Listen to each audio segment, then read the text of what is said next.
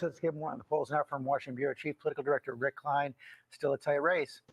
Yeah, good morning, George. The momentum that Vice President Harris had the last few weeks appears to have stalled, but she retains a slight edge in both national and battleground state polling.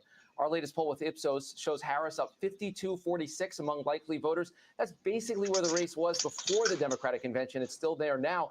That is better than President Biden was looking when he exited the race a couple weeks back, when he was trailing nationally and in the major battlegrounds.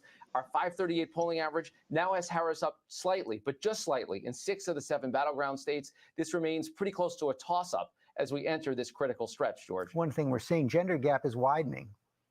Yeah, this is a big shift since before the convention. The vice president now up 13 points among women, while the former president, Trump, is up 5 points among men. That is movement in both directions, and it's driven primarily by white women, who now say they're more likely to support Harris, according to our polling.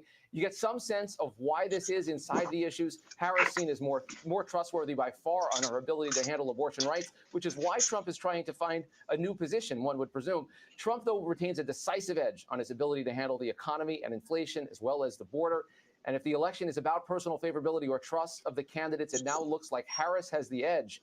But if it's about the most salient issues for voters, including those pocketbook issues and questions around public safety, it remains advantage Trump, George. Rick Klein, thanks very much. You could skip this ad, but don't skip the part that can help you get the job done.